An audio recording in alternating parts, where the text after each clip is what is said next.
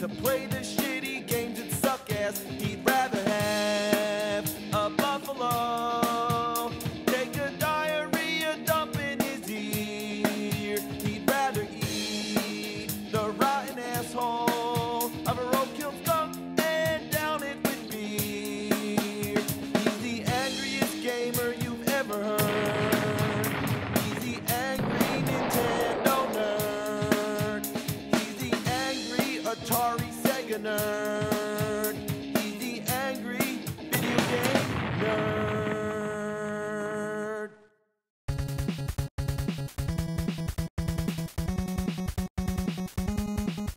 You got a game and a controller. That's the way it goes. But sometimes that wasn't enough. Nintendo is always coming up with creative and unique ways to play games. Today, there's the Wii and the DS stylus pen.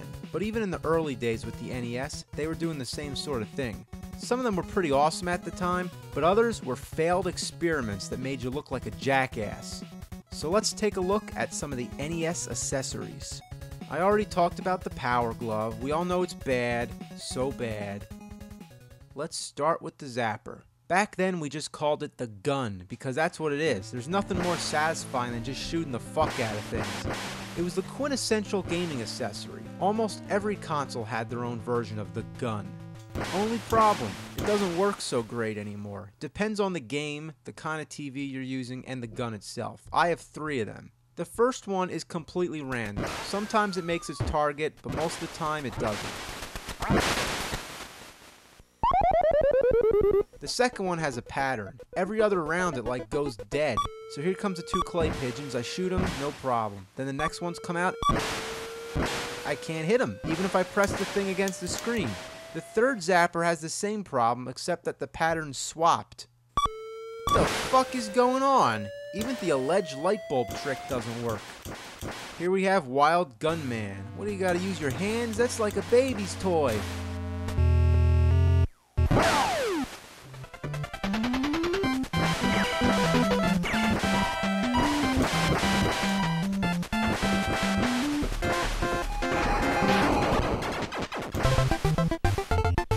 Hey, get down!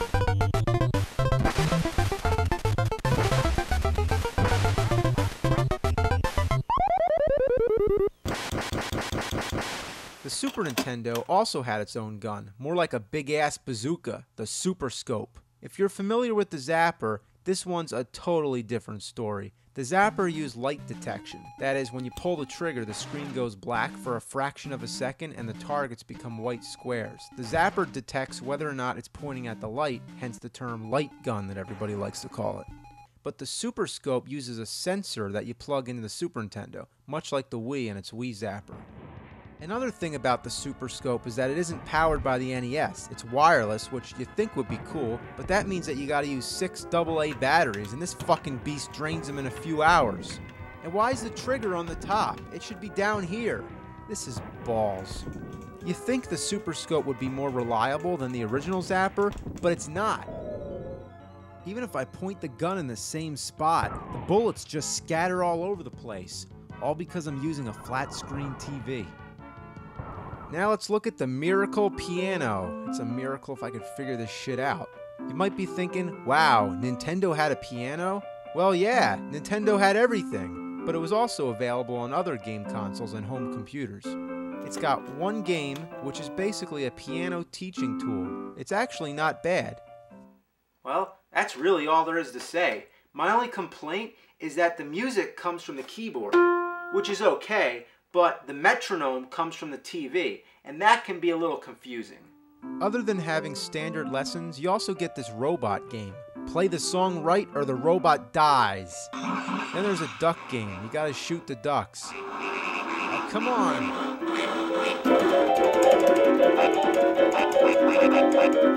Yeah, I'm shooting ducks with the piano. Next we have the Power Pad. You lay it on the floor, kind of like Twister. Let's pop in good old world-class track meet and have a race, jump hurdles, and do the long jump or triple jump. The present-day equivalent of the Power Pad is Dance Dance Revolution, and there will also be a version on the Wii. It was meant to be a family game, but most kids I knew played it alone in their room, and that meant that if your room was upstairs, your parents would hear like all this thumping and shit. They hated it. Cats and dogs would piss and shit on it. In fact, just thinking about it makes me feel like having an anal evacuation.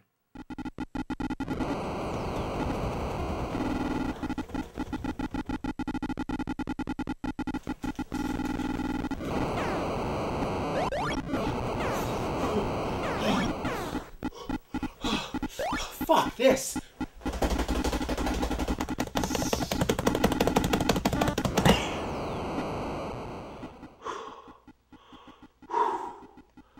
Yeah, it all comes down to tapping buttons, which brings us to our next accessory. Probably the stupidest thing ever invented, the speed board. What is it? It's a piece of fucking plastic. You attach your controller. You get it? In case you don't want to hold the controller with your hands, in case you enjoy playing on the floor or behind a table, then this is for you. It's embarrassing. What's the point? To put the speed at your fingers? Why in the ass would I need that? If I'm playing a game that involves having to tap the buttons like crazy, I'm probably gonna get a turbo controller like the NES Max or NES Advantage. How could they even sell such a thing? Even though it's made by a third-party company, it was actually licensed by Nintendo. It's like covering a turd in ice cream sprinkles. Next up, oh boy, the Konami Laser Scope. Now I just want to go on record by saying I fucking love Konami. But this thing reeks of ass. It's essentially yet another form of the Zapper, but it's voice controlled. To shoot, you say fire. Fire! Fire! Fire! Fire! Fire! Fire! Fire! Fire! Fire! Fire! Fire! Fire! Fire! Fire! Fire! Fire! Fire! It also has headphones, and it advertises on the box that you can use it for your Game Boy or Walkman. Just detach the scope module. Yeah. Wow. Yeah, I would look so cool walking around listening to my iPod with this fucking thing on my head. It also advertises that parents will love what they don't hear. It says, while the laser scope surrounds the player with the sounds of exciting gameplay action, non-players can listen to music, read a book, talk on the phone, or have a conversation in the same room. Yeah, while you're saying, fire, fire, fire, kind of defeats the purpose, right? Fire, fire, fire, fire, fuck. I didn't say fire, I said fuck. Fuck. Fuck fire. Fuck. Fuck. Ass. You can say anything. Shit. Bitch. Cunt. Fuck. Fart. Fuck. Wow, I just shot down a duck by saying fuck. Next is the Rollin Rocker. This thing is the biggest shit biscuit I've ever seen. You stand on it and supposedly you rock back and forth, which controls the D-pad. The modern day equivalent would be the Wii Fit. The Rollin Rocker is supposed to be compatible with every game for the NES, but I find that it isn't compatible with any of them. Each game responds differently, but none of them work. Adventure Island keeps walking right, Excite Bike keeps going down, Skate or Die goes in circles, Kung Fu ducks to the right, Metal Gear does nothing at all, Ninja Turtles 3 walks in place, and 1943 just fidgets around a lot. It's another hunk of plastic! Who made this thing?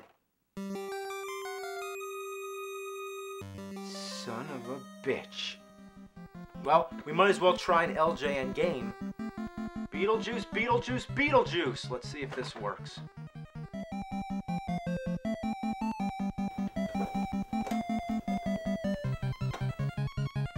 No, of course not. It doesn't. It doesn't work. It just doesn't work. I need a beer.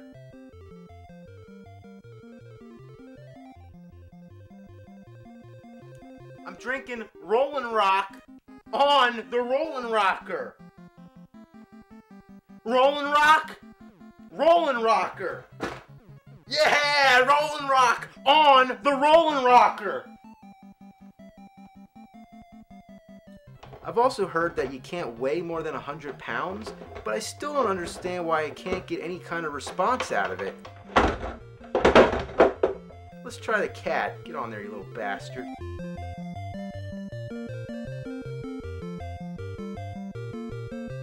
Cat's like, fuck that shit.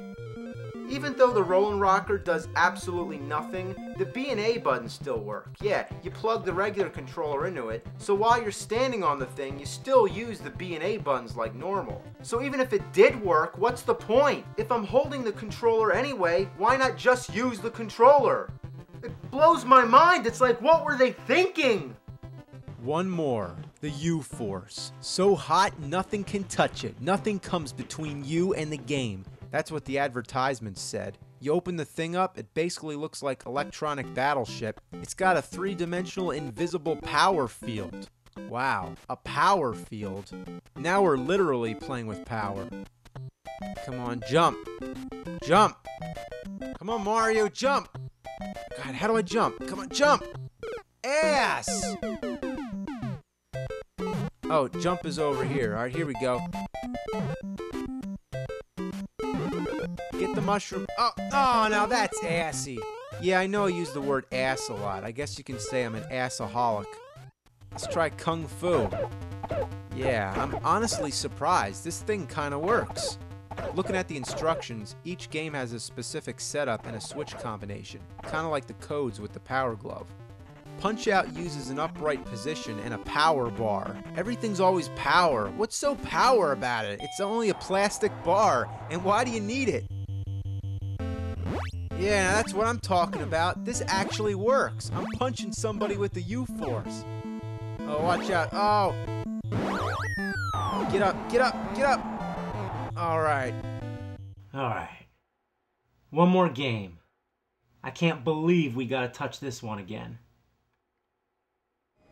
Top Gun has an option of using this weird joystick thing. I don't see the point when I can just use an actual joystick. And what's really weird is that this thing, again, is just a piece of plastic. It doesn't have any wires connecting to it. You just plant it there. And the buttons actually work. And it steers okay, too. To tell you the truth, I'm stunned.